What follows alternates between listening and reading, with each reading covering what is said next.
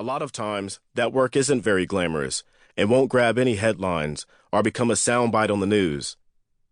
It will rarely be the subject of a question from an audience member at a book signing or a radio call-in program. Don't get me wrong. I'm not saying that the work isn't dangerous, that the adrenaline isn't pumping, or anything like that. I know that a lot of times when someone achieves something that's worth nothing, it's almost as if he's an overnight success. I don't think that anybody ever succeeds without having to pay the price along the way, without having to learn more than a few lessons, sometimes from great teachers and sometimes the hard way, through experience.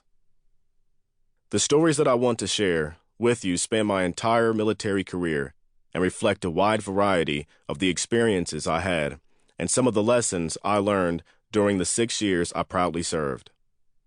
That said, they don't include every one of my proudest moments. I should clarify that a bit. I'm proud of the work that I did in my 6-year career in the Army. I didn't always perform at my absolute best, but that's on me and not the people I worked with. The team leaders, platoon commanders, and others who put me in the position where I could succeed or fail. When I had that run of good fortune in 2009, I was 23 years old, but I'd been in the military for 5 years. That means that I'd had a lot of time and opportunity to learn a few things. I'm proud to say that before I became a member of the sniper team, I served as a member of the weapons squad for a long time.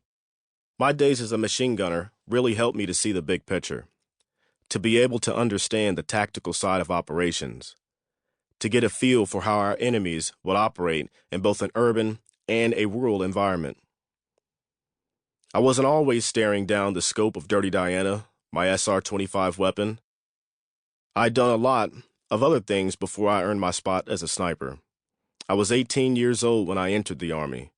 Working with weapons was like being turned loose in a toy store.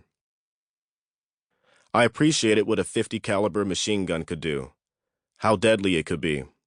But still it was a whole lot of fun having that kind of firepower in my hands. It was funny that for each weapon system or other equipment I was being trained on, those lessons were called school. To me, it was more like recess. Who wouldn't have felt that way when they had their hands on a Mark 47 computer-aided grenade launcher? With that thing, I felt like I could put a grenade through an open window damn near a mile away. It was like a sniper rifle that shoots grenades. How cool was that? Some of the other highlights of my early training were becoming Gustav qualified. That 84mm Carl Gustav recoilless anti-tank weapon was amazing. The surreal part of it all was that it wasn't a weapons choice I had from the armory in a video game. I was actually holding it in my hands. Probably the best example of the kind of teamwork that made my days in weapons squad so memorable was being at the controls of a 20-ton Striker.